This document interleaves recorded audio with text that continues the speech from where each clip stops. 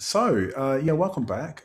So this is week 2 of the course, Transforming Work. Yeah, special welcome. If you weren't here last week for whatever reason, special welcome to you. I'm Nyana Dara, and I'm going to be up front for the next, for the next 3 weeks tonight, and we've got 2 more weeks. And yeah, so just to remind you, in a way, that the course came out of the Buddha's Noble Eightfold Path. So we're digging in particularly into the fifth limb, the fifth aspect of the Noble Eightfold Path, which is perfect, all right livelihood. So it's all about looking at work. And what we did last week is we asked ourselves basically why we work, what would we like our work to be, and what is challenging about our work. So just actually opening up the whole area of work, and beginning to reflect on what it means to us, and how we can be more creative in our work. So hopefully you found during the course of the week that it just sort of stimulated your reflection, stimulated some kind of reflection on the nature of your work and how you'd like it to be, and how you can be more creative with it. We then learned that what we were going to do on the course is to look at work in terms of ethics, meditation, and wisdom. These 3 kind of principal aspects of the Buddha's path. The simplest way we can talk about and conceptualize what the Buddha's path is. And last week we focused in on ethics, which is the first aspect. So we looked at the ethical principle of metta. We looked at the ethical principle of generosity. We looked at the ethical principle of contentment, truthfulness, and awareness. So what we're going to do this evening is we're going to have breakout rooms in a moment, and we'll have an opportunity to share how we got on during the course of the week and applying some of these ideas and some of these practices. And then we're going to look more deeply at the 5th precept, look more deeply at mindfulness and how we can apply that. Then we'll do some meditation. We'll have a break then. We'll have a break each night, and then we'll look at mindfulness a little bit more, and then we'll do another bit of meditation, and then we'll finish with setting up our practice for the coming week. Yeah, so that's the basic shape of the evening. Now, last week we focused on metta. We focused on the 1st precept, and I just wanted to say one thing about that, which I didn't have an opportunity to say last week, but I think is important to recognize, and that is that there's a kind of a near enemy to metta. Sometimes in the Buddhist tradition, we talk about a quality that we're trying to cultivate, and we talk about it as having a far enemy and a near enemy. So the far enemy is the thing that's obviously opposed to the quality that we're trying to cultivate. So in the case of metta, the opposite quality, the far enemy, is hatred. Very clearly, that's the opposite of the quality of love and kindness, or metta. Similarly, with if we're looking about the quality of generosity, the far enemy would be meanness, selfishness. But you've also got what are called near enemies. So that what a near enemy is something that looks a little bit like the quality you're trying to cultivate, but actually isn't the quality you're trying to cultivate. And I think there's a near enemy of metta, and that is, well, there's a few near enemies, but the one I wanted to mention is being nice. Being nice doesn't necessarily mean being kind.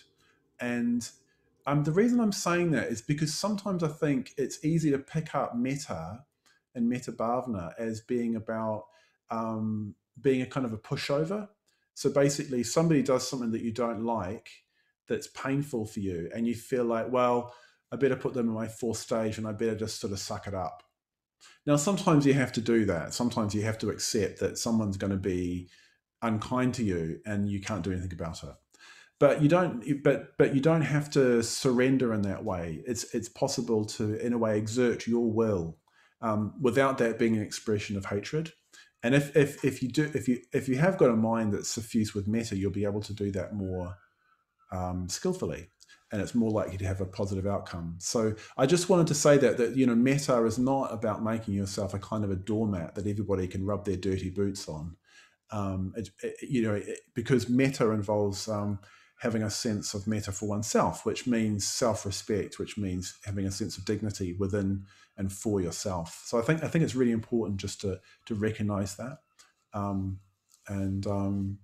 because metta has got a strength and a robustness and a resilience to it, that's really important to recognize, that we're not just making ourselves a doormat or making ourselves a pushover.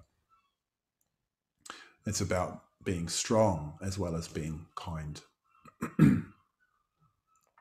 I think maybe kindness has got a kind of an association for us of kind of meekness or being congenial, but in the Buddhist context, kindness is very much sort of as a strong, powerful, even kind of robust, heroic kind of quality, as well as being a kind of a soft, open, receptive kind of quality. So anyway, I just wanted to make that point before we proceed. So last week when we finished, we devised something for ourselves to practice this week. Yeah, so we all came up with something that we were going to carry into the week of work that we'd thought up from what we'd heard last week. So what we're going to do just for a moment is just to take a minute to reflect on, first of all, what did we take on to practice, and then how did we get on with it? Because that's what we're going to start the groups. We're going to move into breakout rooms in a minute, and we'll have an opportunity to share that with others. But I thought it might be nice just before we do that to just reflect for a minute or two just on just those two questions. What did you take on to practice, and how did you get on with it? And I'll put the questions, quite simple questions, but I'll put them in the chat box just if you want to refer to them either in your reflections now and in the groups when we go into the groups in a moment. So so just a minute or two of quiet, just to give us time to reflect.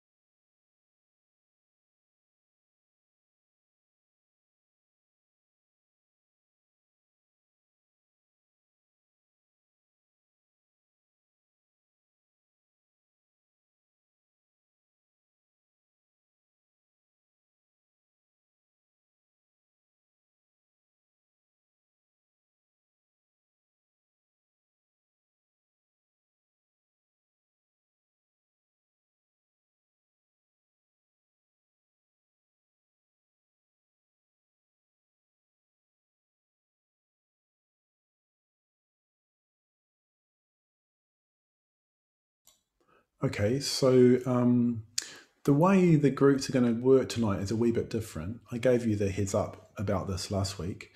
So what you'll get popping up on your screen in a moment is a list of options, and you'll have to choose to join a group.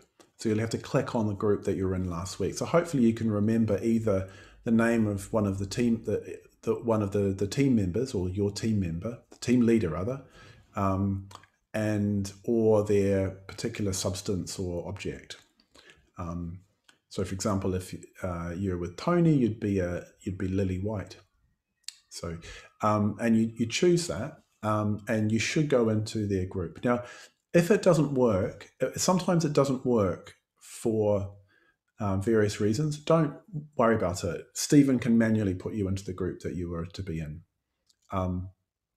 Also, if you can't remember which group you were in last week, Stephen can also help you. If you weren't here last week and you weren't in the group last week, Stephen can also help you.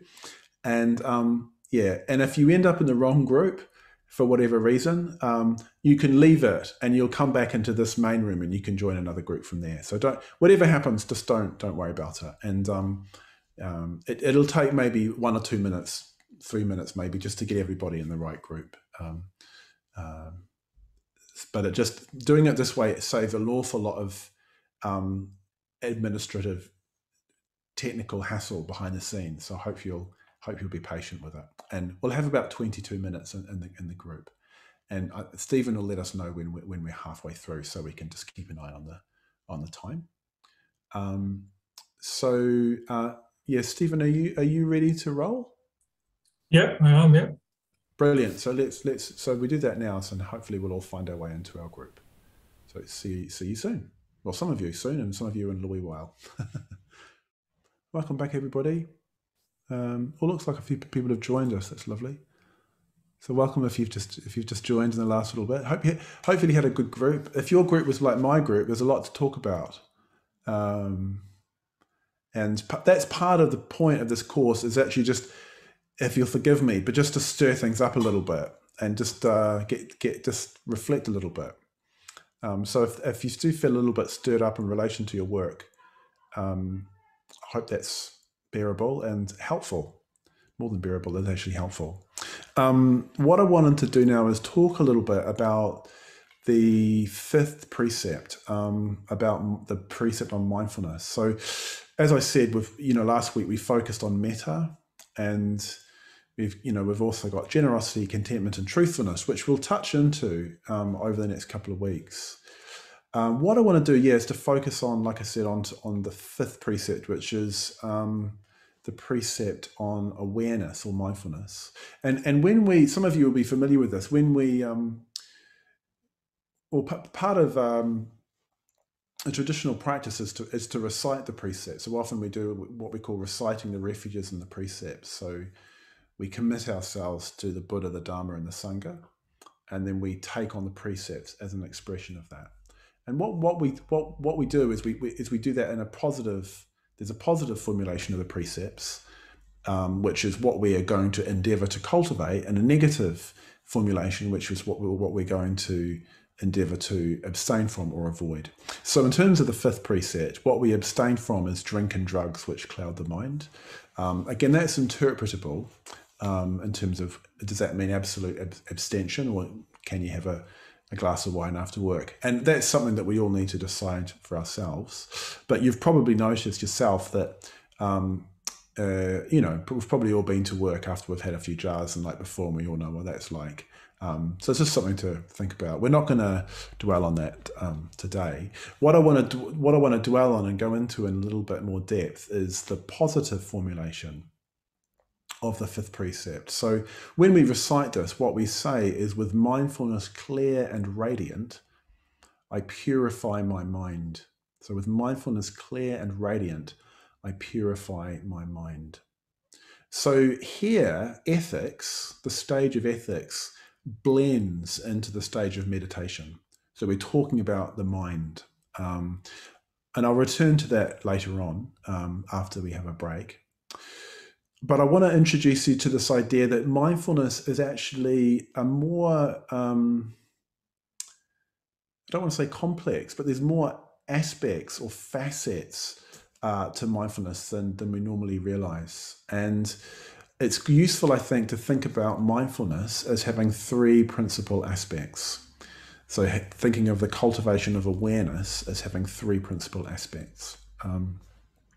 So they are, first of all, present moment awareness. Secondly, continuity of purpose. And thirdly, an ethical sense. Yeah, so there's three different aspects. And I'm going to talk about each one of them in turn. In fact, I'm going to talk about the first two, and I'll talk now, and I'll talk about the third one later on. So in terms of the first aspect, present moment awareness, probably most of us, if we were to talk about mindfulness, this is probably what we'd talk about. This is probably what we'd have a sense of mindfulness as being about. So what it means is paying attention in the present moment. Yeah. So you're there, you're present to what is happening. There's attentiveness, and there's a kind of a presence of mind. You're with what's happening. So, this is what we're trying to do when we cultivate mindfulness through practicing the mindfulness of breathing, is we're trying to be with our breathing. We're just trying to know what it is, to feel what it is, to be with it. So that's the first aspect. In a way, it's relatively simple. We're just collecting ourselves around a particular object.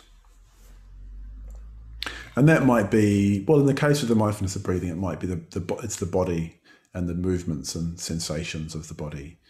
We might also become aware of our thoughts or our emotions. There's also continuity of purpose. So this is an important aspect of mindfulness. There's a sense that we're paying attention, but we're paying attention with a sense of purpose. We're being deliberate about it.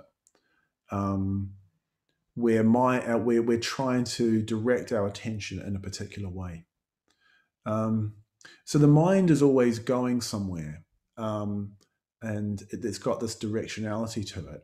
And what we're doing is we're recognizing that, and we're trying to return our attention to a particular object, a particular activity when the mind goes off.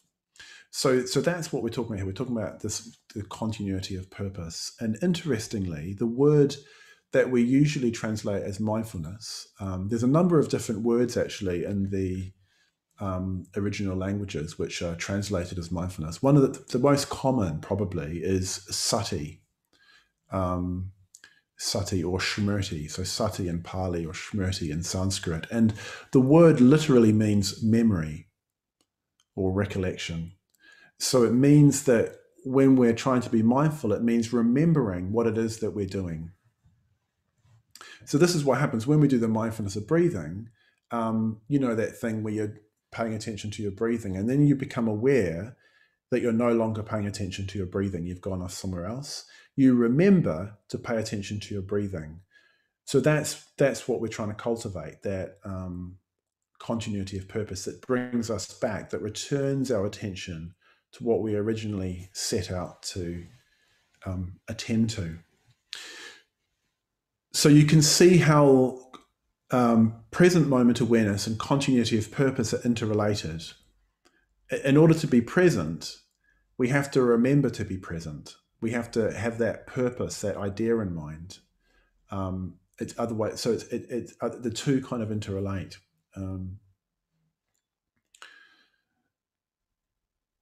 So what's important about this is that that continuity of purpose and present moment awareness, these two aspects, they apply not just to meditation, but being on a retreat or something, or listening to an online meditation, but they apply to all of our activities. So if you remember last week, I was saying that a lot of what we're going to be doing on this course is it's not about doing something different, but it's about doing what we're already doing, but doing it differently. And this, of course, has a really important practical bearing on work, because work involves tasks, doesn't it? Work involves performing particular tasks. Now, for all of us, that will be different. Some of it might be a physical task. It might be picking an order in a warehouse. It might be, being part of a team meeting. It might be conducting a review of someone's employment. There's a million different things that it could be. But whatever it is that we're doing, we need to be clear about what it is that we're doing, and what it is that how it is that we go about completing the task, because that's what it is that we come back to.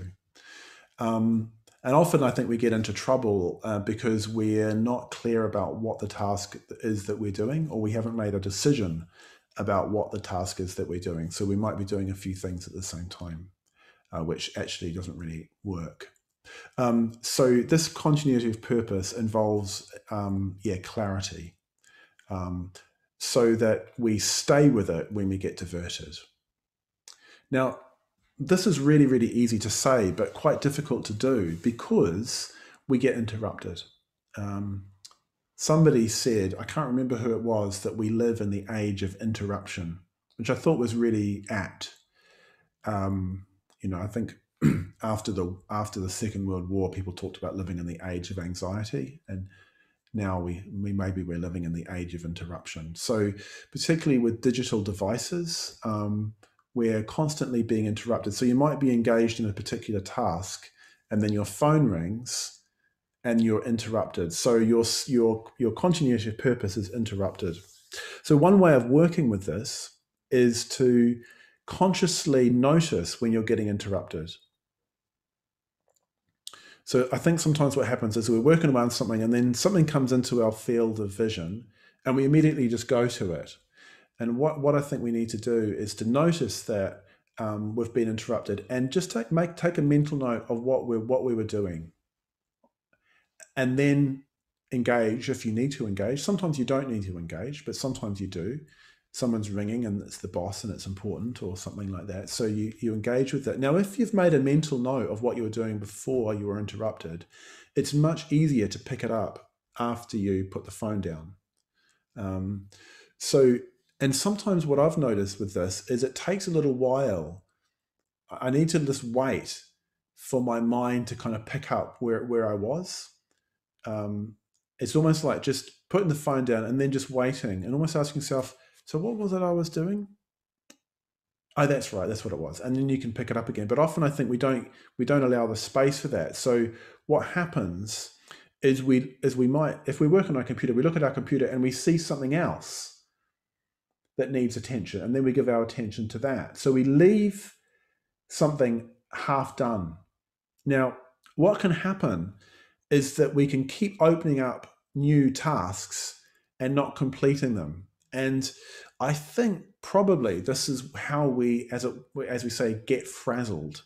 I think the state of being frazzled is when we've undertaken a whole lot of tasks and we haven't brought any of those tasks to completion, and we kind of lose our continuity of purpose. We kind of don't know where we are anymore. Do people kind of get what I'm talking about? Yeah. And so your energy is kind of dissipated. You lose your sense of clarity about what you're doing. And yeah, it can be quite exhausting, particularly if you're doing that a lot all day.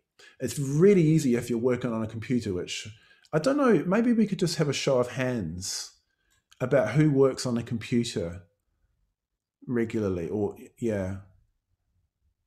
Let me just, yeah, if you could, it's almost everybody. That's interesting. Yeah. Yeah. So, yeah, wow.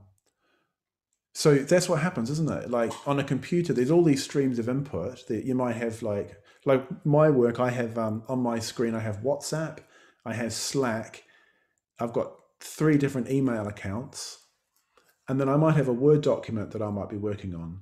So it's a lot of different streams of input. And I do need to be aware of them all. Now, one thing I have learned to do is to turn off notifications that I don't need.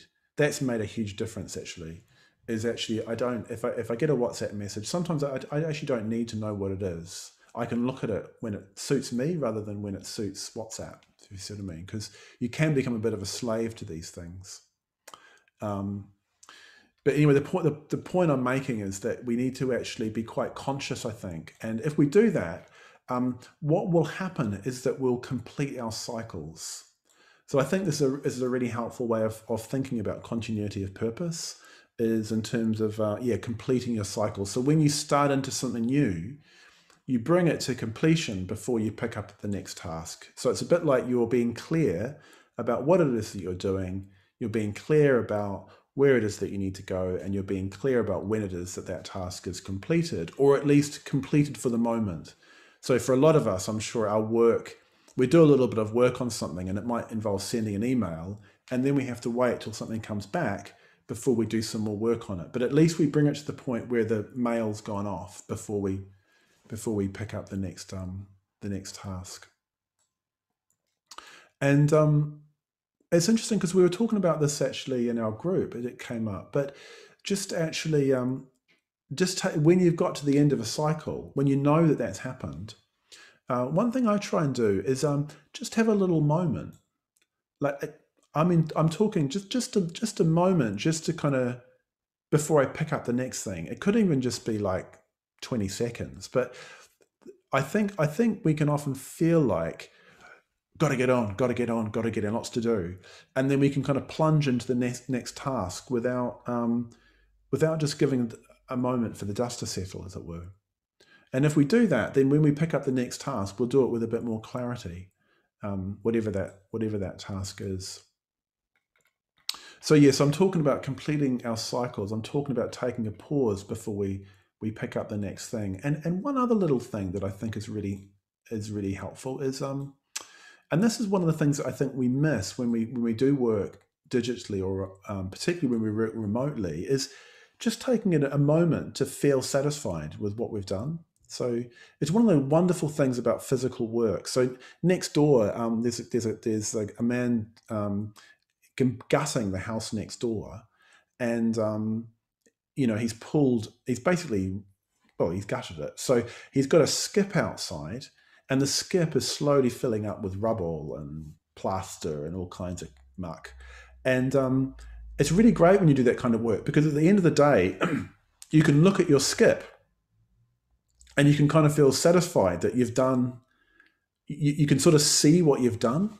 And one thing I got into the habit of doing is on my to-do list, actually leaving the jobs that I've done on my to-do list, and at the end of the day, just kind of looking at what I'd done, and sort of having a sense of achievement and satisfaction that I had actually, because often it feels like nothing's happening, you're not doing anything. But even just taking a moment, I think, just to enjoy the fact that something's being completed can make a big difference to our sense of satisfaction, and that, I think, can help us develop a sense of contentment. Actually, it relates to the third precept.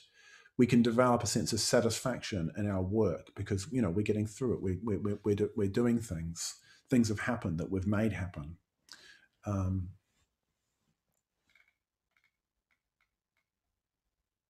So I think. I mean, there's quite a bit more that I could say, but I'm just aware of time.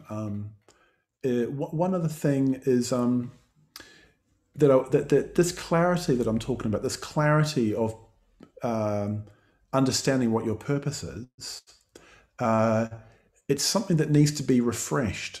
And often, again, I think we get frazzled because we don't take the time to refresh our purpose. We kind of lose what it is that we're doing. And just particularly because probably most of us are working at home at the moment, it's almost, I feel like it needs to be more conscious, because some of the things that will pull us away from our desk might not be there. So I'm just offering this because I've found it personally helpful. And it's something a friend of mine said to me. And what I've been doing is when I sit down at my desk, I put my timer on. I put a timer on my phone for 40 minutes. And I work for 40 minutes. And then when the buzzer goes off, I get up from my desk and I just do something else for 5 or 10 minutes. So one thing I've been doing is, like, rather than washing up the breakfast dishes after breakfast, I just leave them there. And then that's a little job I can do. And it just gets me away from my desk. It helps me just refresh my mind a little bit. And then when I go back, I've kind of got I've got a bit more juice. I feel a bit more energy, and I've got a bit more clarity. And I might have even had an idea about how things might, how what I might say, if I'm doing a class or something like that, and then you're not stopping completely, because I think sometimes with work, you kind of get into a momentum, and it's a little bit hard just to stop cold. But if you just do some other kind of activity which keeps you kind of moving, but helps you connect with your body in particular. So I think one of the things that really refreshes the mind is by connecting in with something physical. So, trying to be just to do something with a bit of awareness, like I don't know, folding your clothes, or tidying your workspace, or washing your coffee cup, or do you know what I mean? Just do something kind of like that. And again, what I've been doing is setting a timer just for 5 minutes or 10 minutes, and then anyway, I offer that just as a wee suggestion. And just to say that it tends to be easier to develop mindfulness when you're engaged in a physical activity. So like I said, drinking. So when you have a cup of tea, try and have a cup of tea and spend at least half of the cup of tea not looking at your screen. Actually trying to taste it. Eating, what the Buddhist tradition sometimes calls answering the calls of nature. So you're going to have to do that during the course of your day. So you might as well take an opportunity to do it mindfully, and breathing, actually, just taking a minute just to actually just to have a little miniature mindfulness of breathing can be quite relaxing and refreshing. The reason I'm putting it like this is I think sometimes mindfulness can become a bit artificial, like you kind of go into this other kind of zone. So I'm being mindful, and it seems to go a bit kind of weird, but actually you're always mindful of something, and you can be just as mindful when you're writing an email as you can be when you're washing a coffee cup. It's about that kind of presence, bringing that to whatever it is that we're doing. It's not, we don't have to be somewhere else to be mindful. And this is part of the challenge of work, is to try and bring those qualities into our actual activities, bring those principles and those qualities. And actually, I think what I've noticed is that you actually get more done. But weirdly, you don't feel like you get more done. Sometimes it feels like you're getting less done because there's not as much noise. It's like, I remember once I was hitchhiking in New Zealand and I got picked up by this guy who had like a really fancy car. And I was looking out the window and it occurred to me, we're going really fast. And I didn't realize, because the car was really, really nice, you couldn't hear the motor, you couldn't hear the kind of clanging of the gearbox or whatever it is. And I didn't realize, but when I looked at the window, I thought, we're going really fast. And when I looked at the speedometer, we were going about 140, 150 kilometers an hour flying down the road, which is quite exhilarating, but it didn't feel like it. And I think sometimes if you work well, that's the kind of experience that you have, is you actually cover a lot of ground, but there's not a lot of noise. And you don't hear the gears grinding.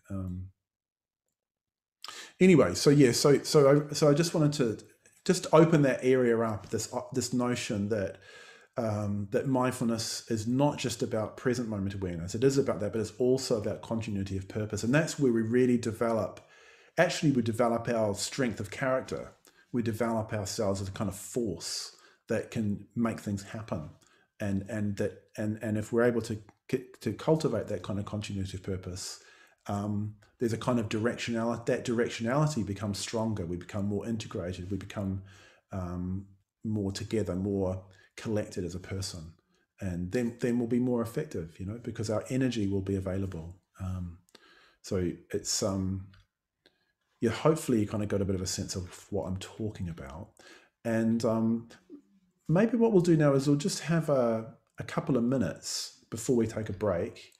Actually, you know what we'll do? What we'll do is we'll take a break now, but you might like to spend the first couple of minutes of the break just thinking about how you might apply this idea of continuity of purpose to your work.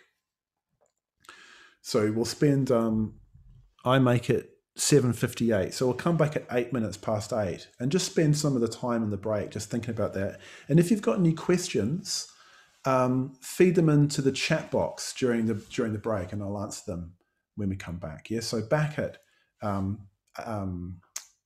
8 minutes past 8. So one thing I just wanted to mention, I didn't really get much of a chance to talk about this last week, but you would have got an email from Kevin, who's the center manager, about Slack. So very often on these courses, people like to connect in between sessions, and Slack is a really good way of being able to do that. So yeah, it's like an online platform. It's actually relatively easy to use. And it just means that if you want to ask a question during the course of the week, or you want to share something that's going well in your practice, or maybe you want to connect with somebody who's in your group, you can do that through Slack. So like I said, Kevin sent you the instructions about how to join that. A few people have joined, not many, but I didn't really get a chance to talk about it fully last week. Oh, look, Stephen's just put the link in the, thanks, Stephen. Stephen's just put the link in the chat box there. So if you want to click on that link, now you could maybe join after the class starts. So after the class finishes. What I'll do actually is I'll just I'll give you a bit of a demo of it. I'll just screen share for a moment. Hopefully it won't put you off.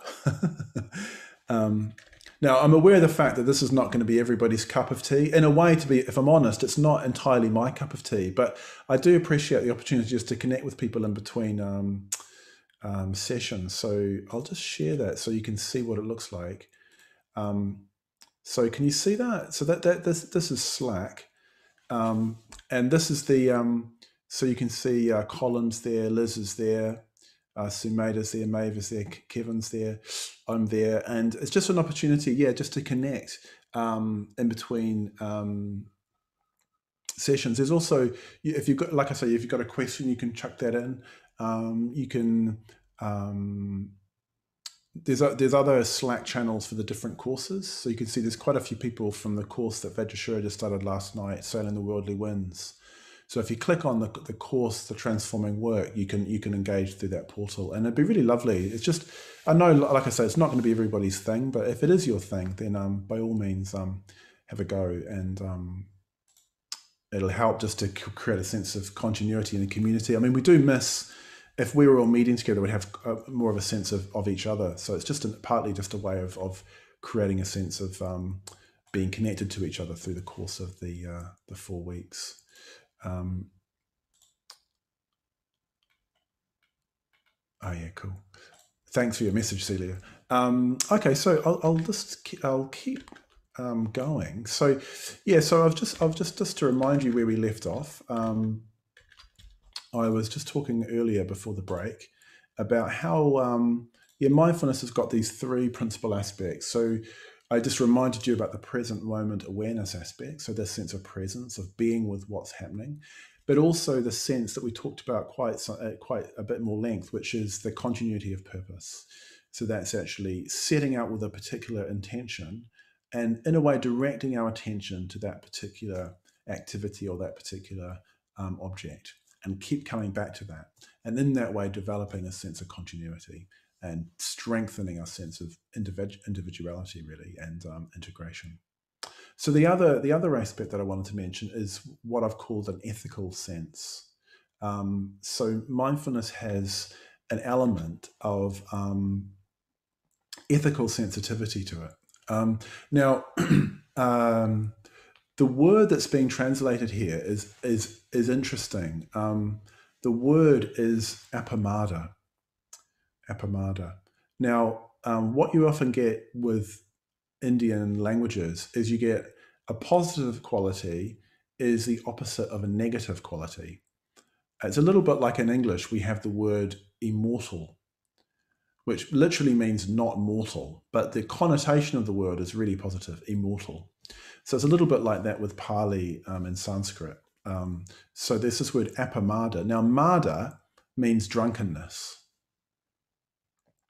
So some of you will be familiar with when we recite the 5th precept, we say pamadatana. So pamada, it's the same word.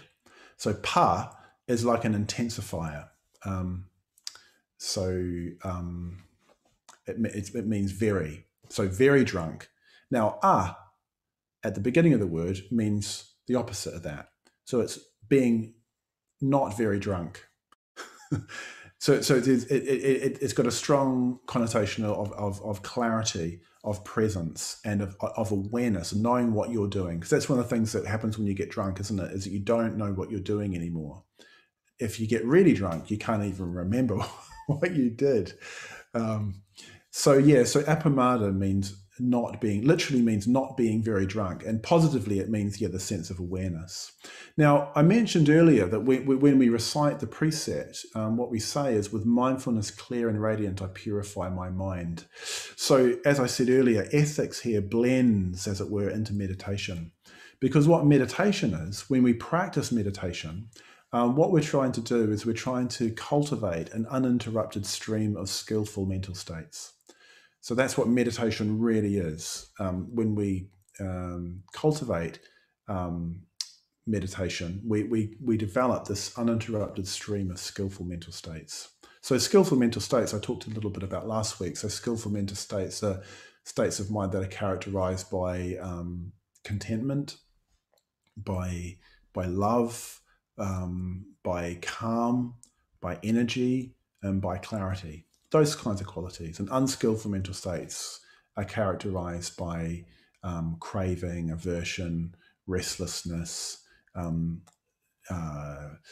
lack of energy, or energy is not aroused or available, and doubt. So this quality of appramada, what it does is it recognizes whether the mind is skillful or unskillful. So that's what this ethical sensitivity is about. It's ethical in the sense that it recognizes the skillfulness or the unskillfulness of the mind. So it'll also recognize the unskillfulness of the actions that come from the mind, because according to the Buddhist way of looking at things, our actions are like crystallizations of our thoughts. They're crystallizations of our emotions, which is what our mind is. It's thoughts and emotions, and also you could say volitions as well. So appamada, this ethical sensitivity, this third aspect of mindfulness, is that quality or that faculty which knows whether we're in a skillful or an unskillful mental state. And it's something that we can develop. We can develop this capacity. Incidentally, this is the quality that the Buddha pointed out when he died. So when the Buddha died, when he attained parinirvana, as we say, he said, with mindfulness strive on. He said, appamadena sampadeta. And that word, he said, appamadena, is that same word, appamada. So it's the Buddha's dying words were, pay attention to impermanence, which we'll look at next week, and be really strongly aware of what your mind is doing. It's really, really super important. Because, of course, what our mind does will create conditions for what happens next. What happens in the world around us, in terms, as we express what's in our mind and the environment that we're in and the people that we come into contact with in our work. And it will also have an effect on our internal world. It will actually change who we are, because what we are, according to the Buddhist way of looking at things, is the sum total of what we do. We are the sum total of what we do. So this appamada is a really crucial quality, because it's basically the cutting edge of our development as a living being, as a spiritual being, even as a ethical being, as a aware being. It's like the cutting edge of that. So when we meditate, one of the things we're trying to do is just know where we are, recognize where we are. This is the mind training aspect, is just knowing what our mind is doing. And what we need to do, and this is where the work bit comes in, what we need to learn to do is to recognize these mental states in the midst of our everyday life. Yeah, so recognize in the midst of our everyday life what kind of mental state we're in.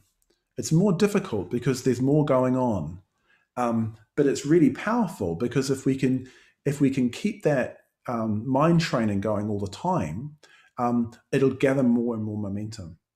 And often it's just little things that trip us up. There's little actions. The Buddha also says, there's a quote from the Dhammapada, a very famous collection of sayings of the Buddha. He says, just like a water pot is slowly filled by the constant falling of drops of water, so the mind is filled with skillful qualities. And also, he says, so it's filled with unskillful qualities. So I always have the image of like, a rain barrel under a downpipe, and it's just slowly drizzling, as it does in this country. Just that very, very light drizzle, and there's just a drop of water into the barrel, and eventually it'll fill up. And our mind is a little bit like that, just by the incremental accretion of acts of skillful or unskillful character. Our mind develops this particular quality or qualities, either of unskillfulness or skillfulness. So it's an incremental, moment by moment thing that we're engaged in.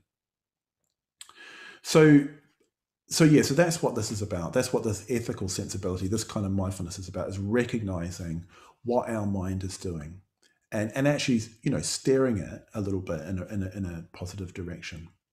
Now, what's interesting about awareness is that awareness already has a transformative effect. If we become aware of an unskillful mental state, it'll tend to resolve.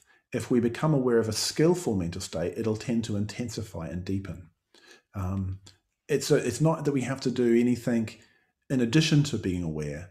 We can do, but it's almost as if just being aware and knowing what is going on has its own transformative power, which I think is really important to recognize. Awareness is its own has its own value, as it were. It doesn't need to be instrumental to some other kind of thing happening. So what I wanted to do now is just maybe I don't know, maybe I don't usually do this, but I might just stop and see if anyone's got any questions or comments about that. Any questions or about anything that needs clarified, or just fire away if you've got a question.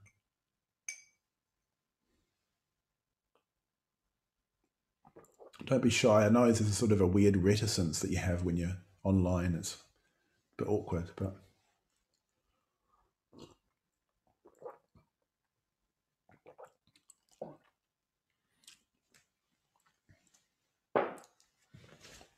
Okay, I'll keep going then. Missed your chance. If you do have a question, you can put it in the chat box if you're just about to come out with it. Yeah, what I want to do is just talk about do a bit more of a fine grain analysis in terms of, well, what might an unskillful mental state look like, and what might a skillful mental state look like, just to put a bit more flesh on the bones of this kind of recognition. And I'm going to use a list that you'll probably be familiar with if you've been around a Buddhist context at all, which is the list of what are known as the 5 hindrances. So the 5 hindrances, I'll just pull them up on the screen here. So the 5 hindrances they're called hindrances because they stop us from developing concentration. So all unskillful mental states are characterized by a difficulty of concentration. Our energy is dissipated. It's dispersed. So that's why they're called hindrances. So I've just marked them as kind of unskillful. And I've marked the other side. I've got skillful mental states. By the way, with the screen shares, if you want, there's an option. If you go up to the top of your screen, you can have the slide with me sort of and a few other people kind of next to it on your screen down the side, if you want, or you can just have the slide. It's up to you. Some people like to see the person who's talking when they're listening. So basically, I'll just talk about each one of these in turn. So first of all, what might craving look like? Now it's interesting. This turned up in our discussion actually. Craving can arise when we just want to do some other kind of work.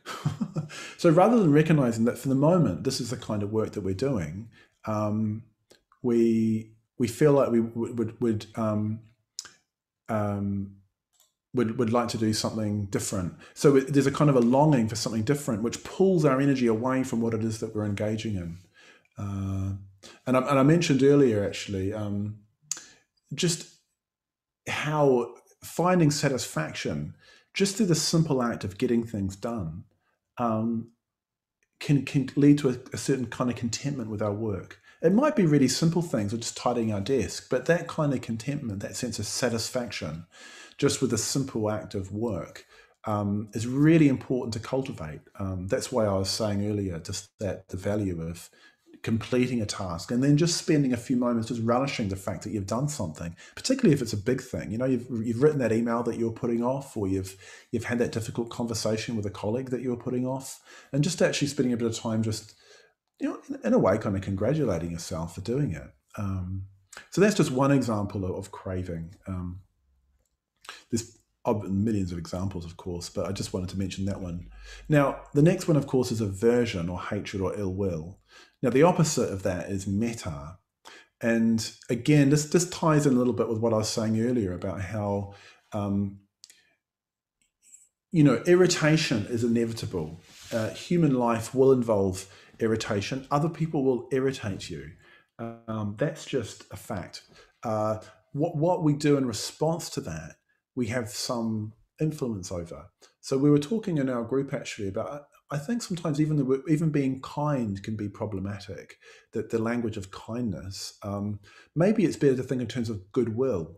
So, if something happens that's annoying and you meet it with goodwill, it's very, very different than if you meet it with aversion. Um, so I just heard a little teaching actually. The guy who founded our order and the Triratna Buddhist order and the community, someone was talking to him. He's actually passed away a couple of years ago, and I just heard a little story about something that he said. Very, very simple little teaching, but he said somebody who said he was very impatient was talking to this guy Sangharakshita and saying, I've got this problem with patience. I get really frustrated and angry, and Sangharakshita said, well. Basically, as a human being, you have to be patient. In other words, irritating things will happen. And he said, you can be patient with love or you can be patient with resentment. So I think that's a choice we always face, is facing into the irritating things and kind of holding on and then harboring resentment, or just letting them go. There's another whole area which actually came up in our discussion group, was of blame. If you are a human being, you will be blamed. I think that's a fact. The Buddha actually says that in the Dhammapada. He says something. What does he say? He says, well, I can't remember the exact words, but he basically says, that's what he says. There is no one who is not blamed. That's what he says. You will be blamed in your life, and you might be blamed for things that weren't your fault. So we need to learn how to deal with that. It's very, very difficult, but actually the metta bhavana, again, is really helpful. So the metta bhavana gives us the resources to develop the capacity to respond to these things when they happen. Now, restlessness and anxiety, the opposite of that is peace of mind or calm. Now, this is a really interesting one. Now, this is something that we might experience at work. Often we get anxious, and sometimes I think we don't necessarily need to think of this as something negative that we need to get rid of. Sometimes anxiety is telling us something. It's letting us know that there's something that we need to attend to. So I'll give you an example. So today I had one of those days where it didn't quite pan out the way that I expected it to, and I didn't get to finish off the preparation for this class until quite late in the day. And what I noticed was, as the day wore on, I started to feel a sense of anxiety about that. Because I knew that I had something to do that was important that I hadn't done yet. Now, when I had finished my preparation, that anxiety wasn't there anymore, because I knew that I'd done the things that I needed to do to set the thing up for tonight. So that's one way in which anxiety, or a sense of restlessness, or a sense of disquiet, I think that's a really good word actually, disquiet. There's a disquiet. And sometimes we need to attend to that, because it's telling us that there's something that we need to look at. And interestingly, I think quite often that anxiety is something that we can only address through activity, by doing something or saying something or making something happen. We're not going to be able to fix that, as it were, by something purely internal. Sometimes, in order to move our mental state onwards, we have to act in a particular way to move things on. So, for example, in my example of actually, there was a task that I needed to perform, so that disquiet would no longer be present. So, I think it's really interesting when we have a whole range of different tasks to perform, to notice which of the tasks have that sense of disquiet about them, and if we put them off, this is procrastination. That anxiety can build, and it can be quite undermining of our energy. I certainly experience this. If I keep kicking things into touch that I need to look at, I get this horrible gnawing sense of disquiet or dis-ease in my mind, and it can be quite I was going to say debilitating. If it gets really chronic, it can be debilitating. It might also be telling us that anxiety or that restlessness or that disquiet might be telling us that what we're trying to do is actually not humanly possible. Sometimes if we've got a lot on, we can try and do things, and part of us knows that we're actually trying to do too much, and we're not going to be able to do it, and we feel a sense of anxiety with that. So it's often a really good question to ask yourself is, you look at your task list in the morning and then ask yourself, like, is this humanly possible? Again, there's a lot more that could be said about that. But I'm trying to give examples of how these mental states manifest in the day-to-day activity of our life. So then the next one of these unskillful mental states is sloth and torpor, or sometimes it's described as ennui. Sometimes it's called stagnation and lethargy, which is probably a better translation of the original Pali and Sanskrit terms than sloth and torpor. So stagnation and lethargy. So our energy is gone sort of thick and gloopy, and we can't engage. Now, I don't know about you, but I've struggled with this lockdown business. That there's a level of dullness in my mind that it's quite hard to shift. I think part of it is just being inside a lot, looking at my computer a lot, not being able to go out and talk to people in the flesh. There's something about it that leads to a kind of heaviness, which one of the things I've been doing, actually, again, you might find this helpful, is working at standing up rather than sitting down. Even that can make a big difference just in terms of my energy level. It also ties in really strongly with, the sleep, diet, and exercise can often affect the way our energy is. But the classic sloth and torpor thing is when you just can't literally stay awake. So there's probably enough said about that. And then fifthly, there's doubt. So doubt, the opposite of doubt is clarity. I've already talked about clarity in relation to continuity of purpose. Now, doubt can often creep in. When I notice doubt is when I've got a number of different tasks, and I know that a number of them are important, and I can't quite decide which one to put my energy into. And what I do, if I'm not careful, is I end up not making a clear decision about which one I'm going to do. So I don't prioritize. So I do a little bit of this, and then I change my mind and think, no, that's more important. And then I get stuck with that. I get to a point where there's an email that I don't really want to write, or there's something I don't want to do. So I do something different, and I keep hopping about. And that can lead to a frazzled state.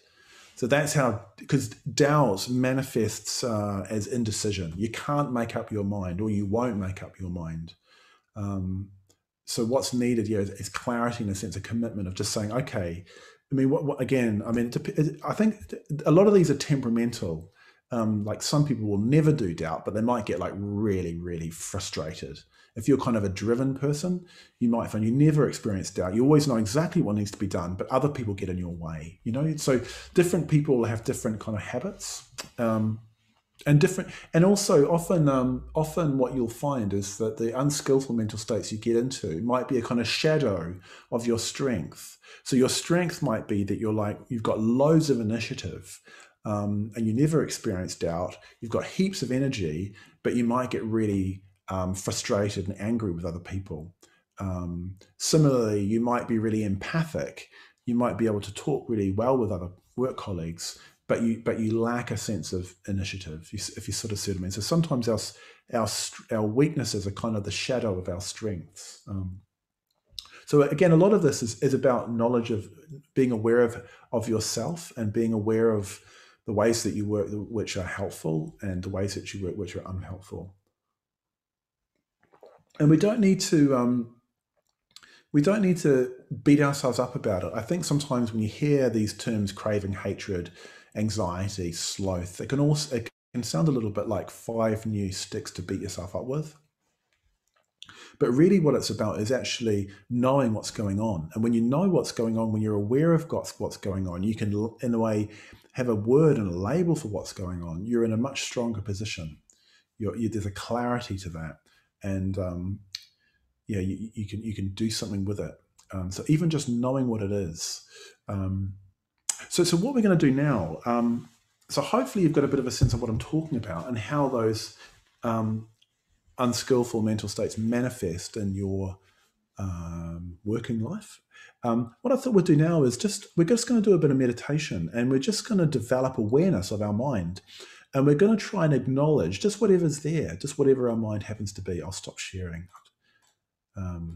Sorry about that. I sometimes do that. I forget that I'm sharing. So if you want to set yourself up for meditation, we'll just have a kind of an exploration. We'll just become aware of what's going on, just for the sake of becoming aware of what's going on. You can't get this wrong.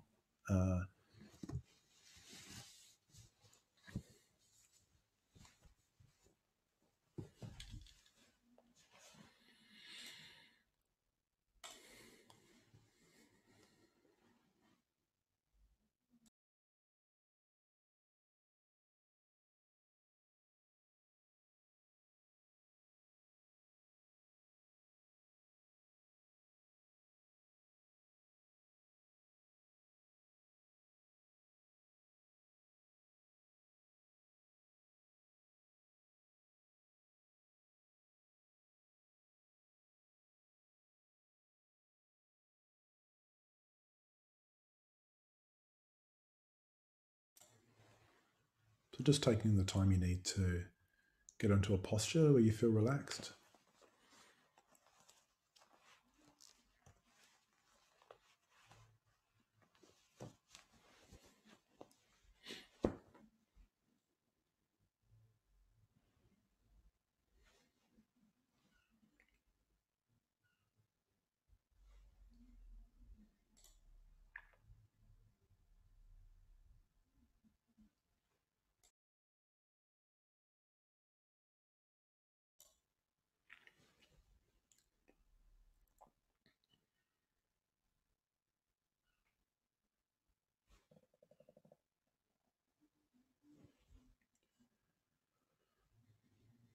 So it doesn't need to be a difficult thing. Awareness is natural.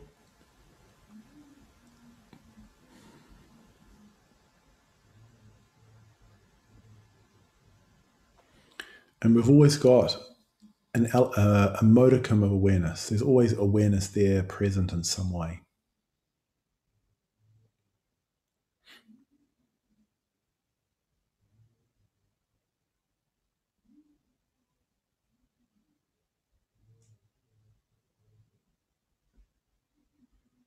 So we can have confidence that what we're looking to cultivate is something that is natural to us, it's intrinsic to us as human beings. And we can deepen it.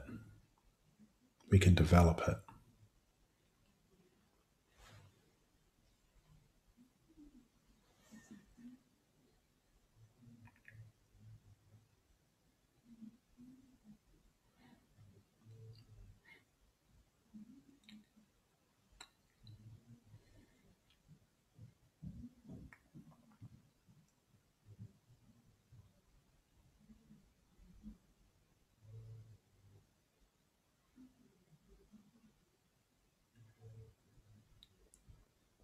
We can start by paying attention to the space that we're sitting in. So just being aware of where we are, so being aware of a sense of place.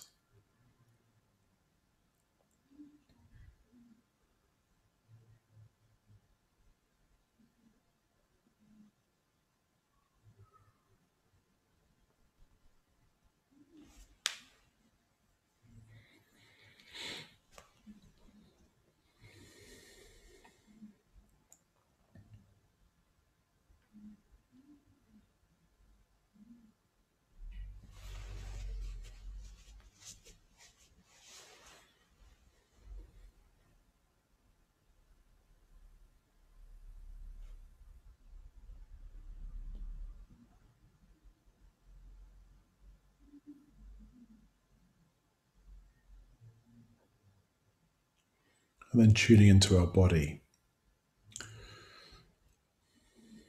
So our body is a whole mass of sensations.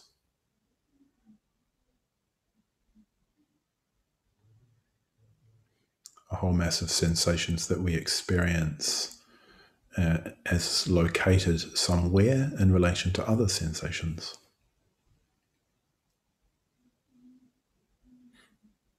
So there's a sense of our body resting on what we're sitting on.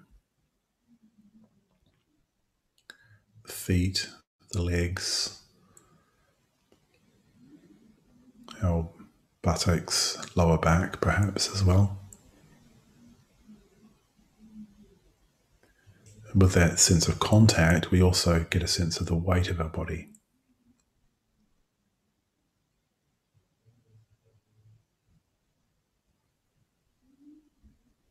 The movement of our belly and our chest as we breathe.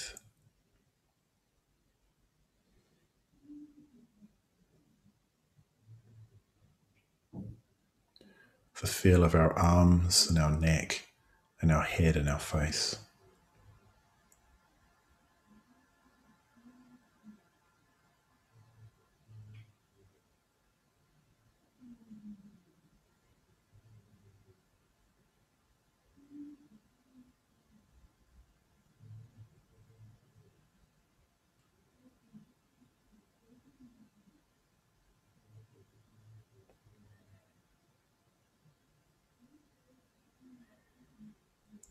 So we might notice already that our mind is somewhere else.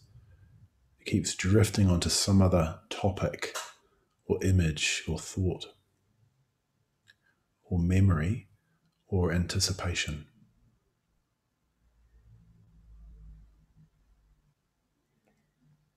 So one of the things about the body is it only really exists in the here and now.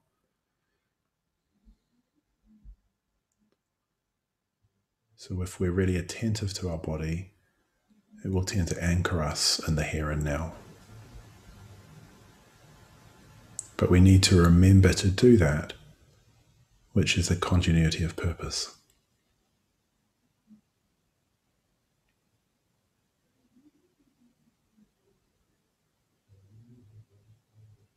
So now just having a sense of our face, the muscles in our forehead and our eyes and our jaw. And notice the way that awareness tends to bring with it a sense of relaxation, a sense of letting go of unnecessary tension.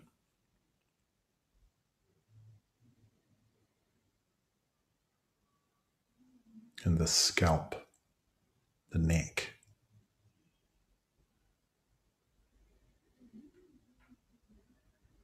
the shoulders,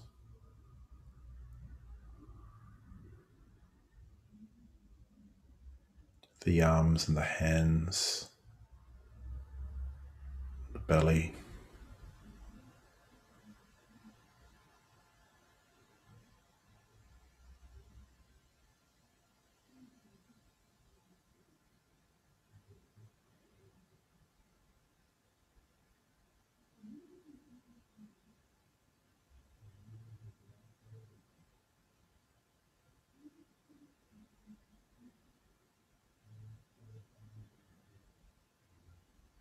So how does your body feel?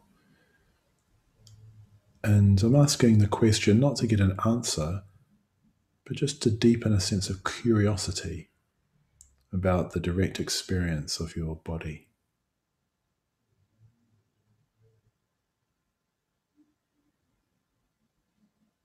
So do you feel kind of heavy and dull? Do you feel calm and relaxed? Do you feel agitated and restless?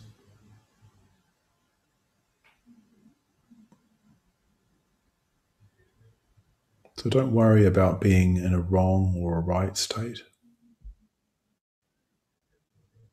Just be with whatever state is there.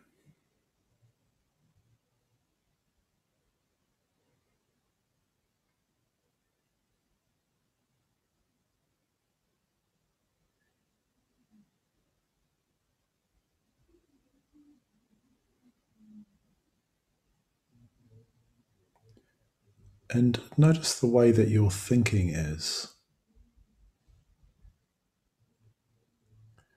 So is your thinking busy and chaotic?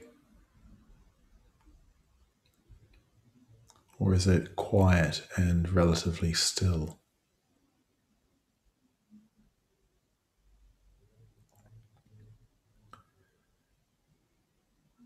Is your thinking connected with images or with ideas?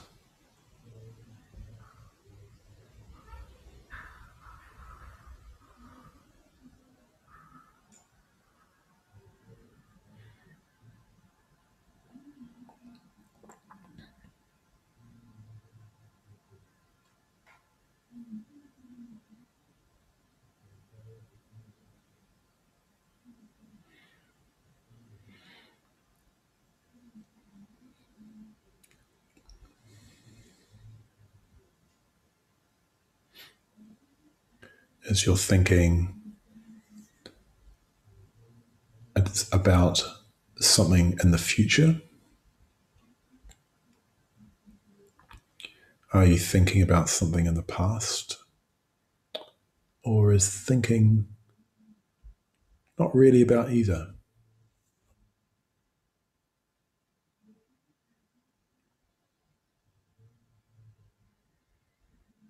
Are there thoughts connected with pleasant experiences that you'd like to have?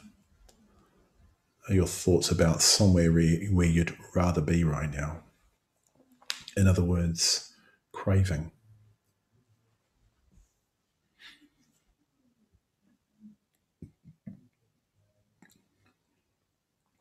Or are your thoughts connected with some unpleasant thing which you'd like to get rid of, or some unpleasant person that you'd like to get away from? In other words, ill will.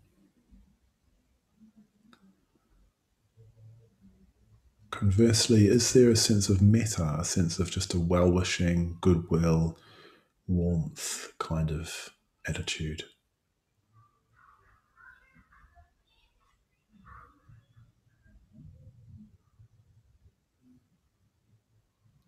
So metta is the absence of ill will, in the same way that ill will is the absence of metta. Contentment is the opposite of craving, in the same way that craving is the opposite of contentment.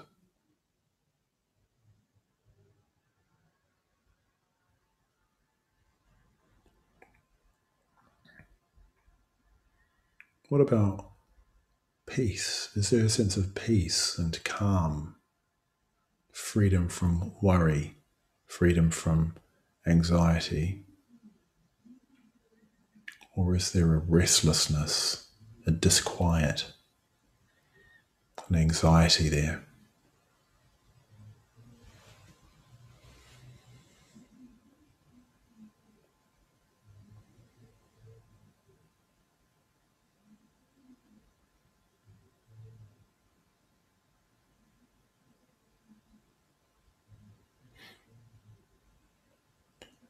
And what about your energy? Do you feel bright and awake and alive and clear? Or is there a dullness, a heaviness, a sleepiness? Again, just being curious. It's not about pushing away what's going on. It's about being curious about what's going on.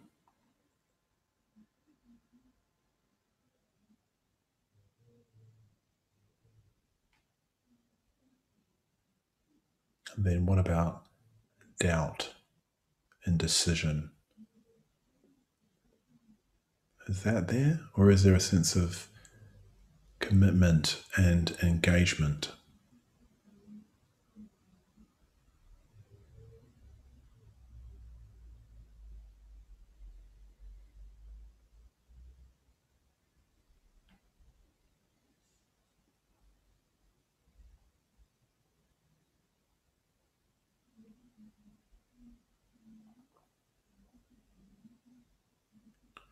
So then I'd invite you. So this is just a reflection on our present state of mind. And if one of those words or labels fitted, great. If none of them did, that's okay as well. Don't worry about that. The important thing is to be aware, is to know and feel what's going on.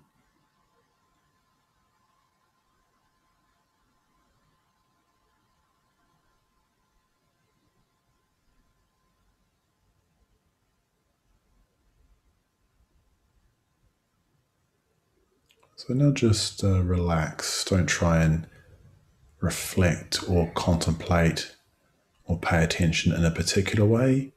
You can just sit.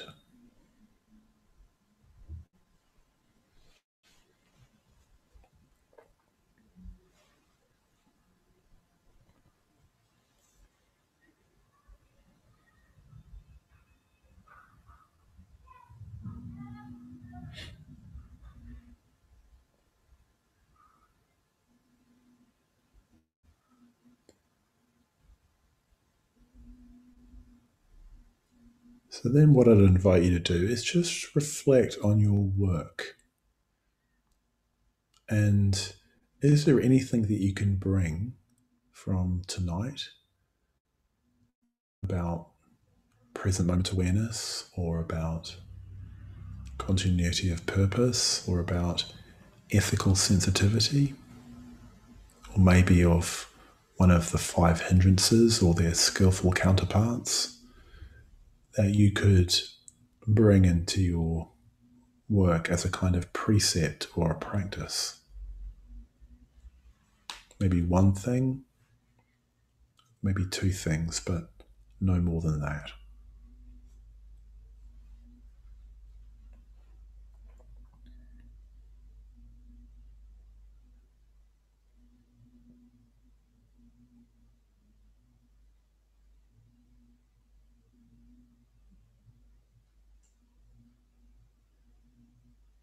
So try and make it something clear so that next week when you're telling other people about how you got on with it, you'll know whether you did it or not, so that it's measurable.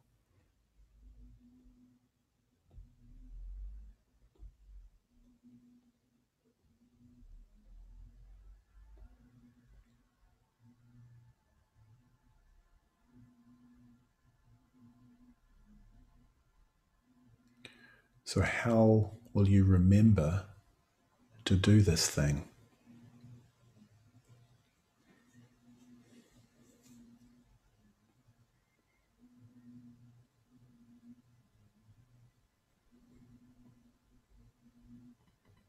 What supports might you need to have in place?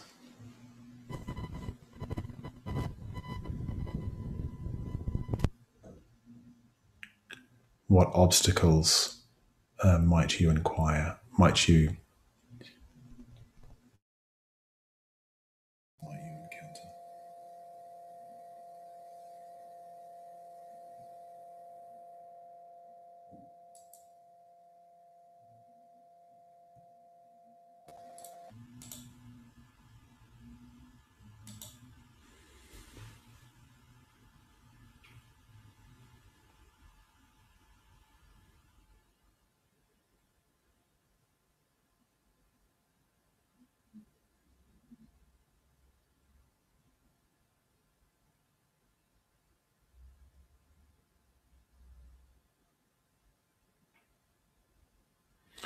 All right, so we'll bring the meditation to a conclusion.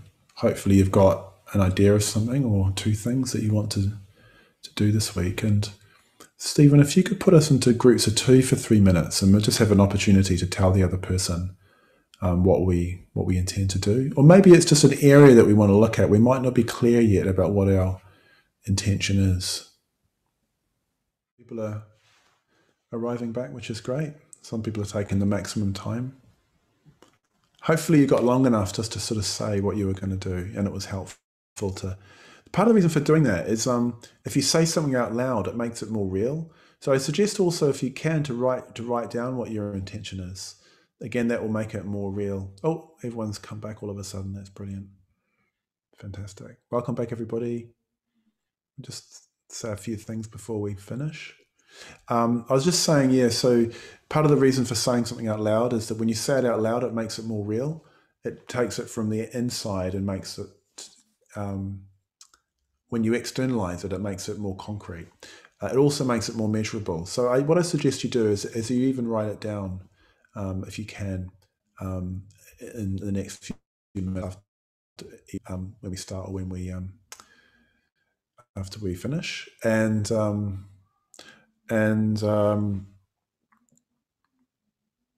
yeah, if you haven't thought of anything yet, just see if you can let it percolate, and see if you can come up with an intention. But anyway, that's basic. Hopefully you found that of some use, some interest, what we looked at this evening particularly in terms of mindfulness. So what we'll do now is we'll finish, and I'll look forward to seeing you on Tuesday of next week. And do remember about the Slack channel, and do get in touch if you want to. And also just to remind you that we're doing everything on a donation basis at the minute.